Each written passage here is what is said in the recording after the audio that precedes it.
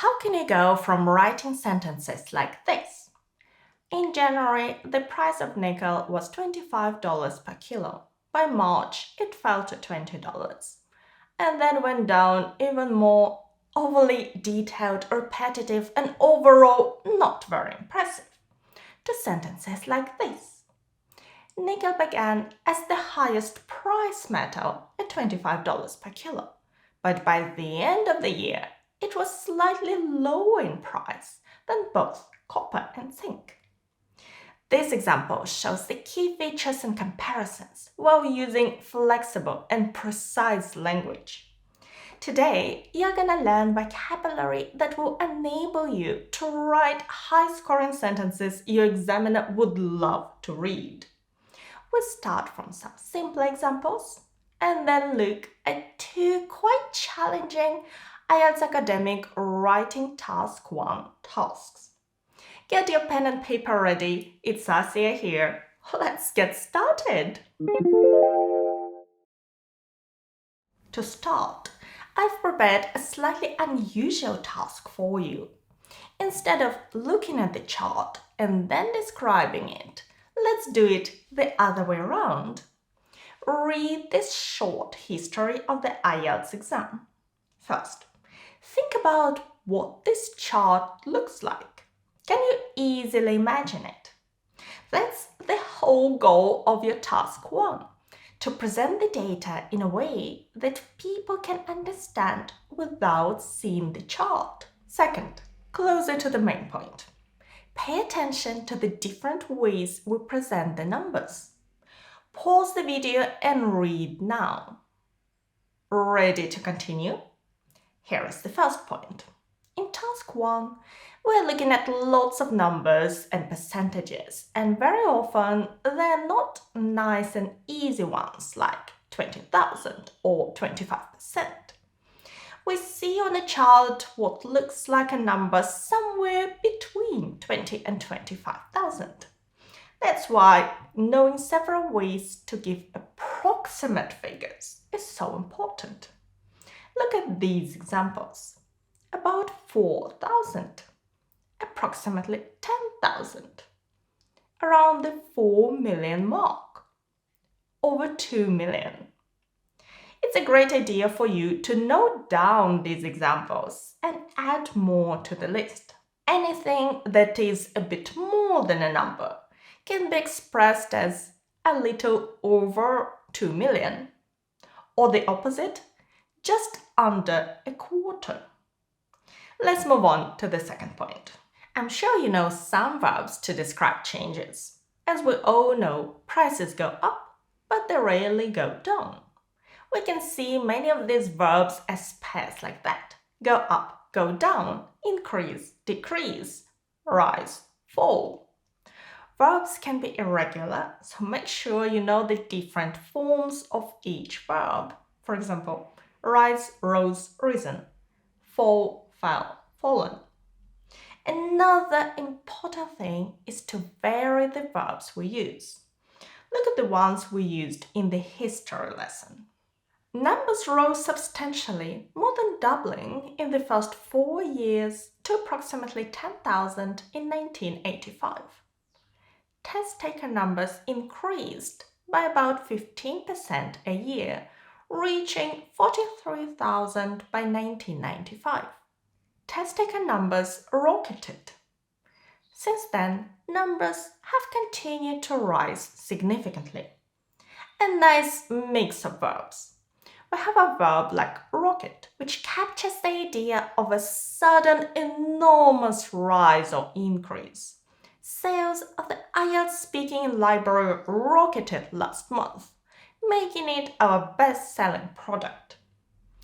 We can express increases in terms of marks or milestones by using the verb reach.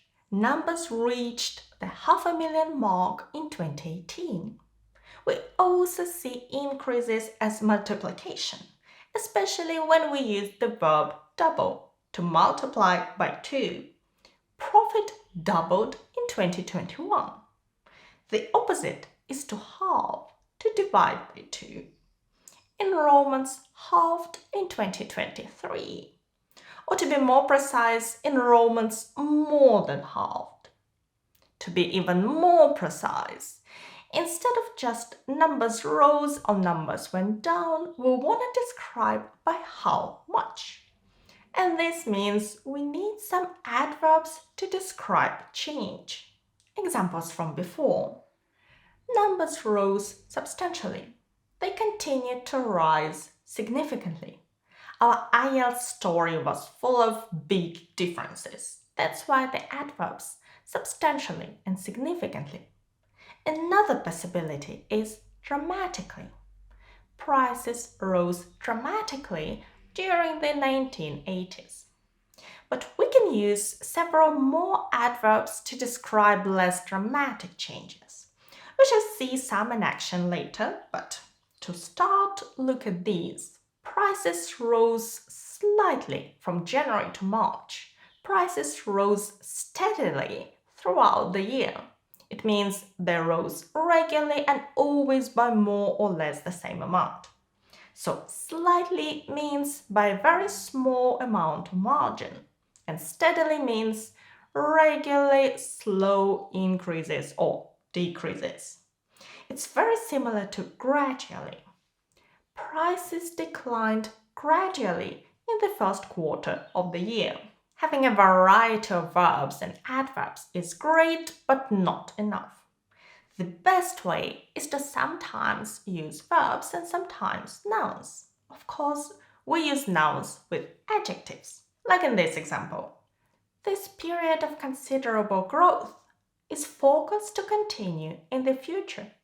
The structure with nouns is a little more complex, so be careful. Compare. Numbers rose significantly between 2010 and 2015. We have a verb and an adverb, and now with a noun. There was a significant rise in numbers. Similarly, numbers fell slightly after 2020. A slight fall in numbers was recorded after 2020. You're going to see more examples of this type in our answers to real tasks, to the two tasks I'm about to show you. And the first is coming from Cambridge Practice Tests number 18. Let's have a look. Right, it's a bar chart, a very popular type of task at the moment. And this one shows the number of households in the US by their annual income in 2007, 2011, and 2015. A household is all the people living together in one house. And on the chart, we see 3 time periods. In each period, we see 5 groups of households by their income. Those earning less than 25,000, 25 to 50, 50 to 75, and so on. That's quite a lot of information. I also see that it's not like the IELTS story. It doesn't seem so dramatic in terms of ups and downs. The numbers go up and down just a little bit, and our job is to make sense of all this. First of all, 5 groups is too many. We need to group them together, and I think it would be a good idea to have 3 main groups. How about the lowest 2, up to 50,000 a year? We can call this group low to middle income. Then on the other extreme, from 75,000 and up, that will be the middle to high income group, leaving one group on its own in the middle income group, 50 to 75,000. I've mentioned how vital it is to include an overview. This one is quite long, but it does capture what the chart is showing us. Over the 8-year period, the number of low to middle income households rose moderately by 2011, only to fall slightly by 2015. In contrast, there was a minor fall in the case of high-income households, followed by a relatively significant increase in 2015. Interestingly, the number of households on middle incomes remained stable throughout the period. Sometimes we used verbs with adjectives like rose moderately, fall slightly, and sometimes adjectives with nouns. A minor fall, a significant increase. There is a new adverb, moderately. It means neither small nor big. And to capture that rise in high-income households by 6 million, I used the adverb relatively with the adjective significant. In my courses, students get a Task 1 vocabulary with the most important words and phrases to describe charts, maps, and diagrams. And I have a free preview where you can find more expressions we're discussing right now. I'll link it in the description below for you to download. Now, let's talk about the last part of the task question. Make comparisons where relevant. And let's have a look at another task. We have a line graph which shows monthly fluctuations in the price of 3 metals, nickel, copper, and zinc. The difficulty here is to make sense of all the small changes as they appear. So here is the graph. How would you structure your body paragraphs? One for each metal? If you did that, you'd miss a big part of this task, making comparisons. Look, during the first 6 months of the year, prices fell. The only exception was zinc in February. After that, from July to September, the cost of all 3 metals remained stable. And then it began to rise at the end of the year. So I would describe each period in a separate paragraph. In my courses, you can learn a lot more about how to analyze the charts, what data are the most important, and how to write your answers sentence by sentence. But right now, let's concentrate on comparisons. First of all, pay attention to the highest and the lowest figures, and also the biggest changes. To describe them, we need superlative adjectives, or those with the est at the end, like the highest. Let's have a look at some examples. At the beginning of the period, the price of nickel was the highest. In the first 6 months of the year, nickel experienced the largest price fluctuations, falling by about 40% from $25 to $16 per kilo. We can also make comparisons by talking about several metals at the same time to highlight similarities or what was the same. For example, copper and zinc prices both dropped by about 10% in the same period. So this is a similarity.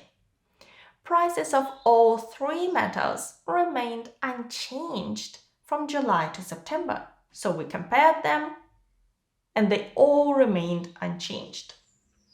In October, metal prices fell slightly before rising again at the end of the year. We can also compare one metal to another and use comparative adjectives. For example, more, longer, higher. Over the year, copper and zinc prices remained more stable, never fluctuating by more than 10% a month, whereas nickel prices rose and fell more sharply, ending the year at $20, down 20% over the 12 months. Here's another example. Nickel began as the highest priced metal, but by the end of the year, it was slightly lower in price than both copper and zinc. So we compared nickel, which was more volatile, with copper and zinc, which were more stable. In these sentences, the words whereas and then help us compare one metal to another. There is something else. Notice how sometimes we need to be very precise with numbers. And it's quite the opposite of how we began today, talking about the IELTS numbers very generally. And here comes our next point. it's very important to use the right prepositions. So let's start with numbers and percentages. By. Numbers rose by 15%. Numbers increased by 20,000. We can use by to show the size of the change, how big or small the difference was. From to. Inflation fell from 4% to 3.5%. Or club membership increased from 500 to 800 people. From and to indicate precise differences between 2 points. Up by.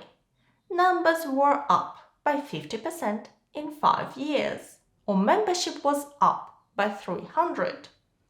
So up by shows the increase but without mentioning the starting point. Up at. The price ended the year up at 2.5%. And we can use up at before percentage points to show price increases, inflation rates, and so on. Alternatively, for decreases, we can use down by. Numbers were down by 40% to the year before. Membership was down by 250, or down at. The share price ended the year down at just over $7. Now, some propositions of time. In. 3 million candidates took the test in 2017. It means simply during that period. That year or a month. Compare it to by. By 2015, IELTS had become the most popular English language test. The use of by marks the end of the period. And have you noticed the tense? The past perfect had become. And that's because we don't know when or in what year IELTS became the most popular test. We know the result. By 2015, IELTS had become the most popular test. Next, from to. Prices remain stable from May to September. Simply the beginning and end of a period of time. In academic task 1, vocabulary is important.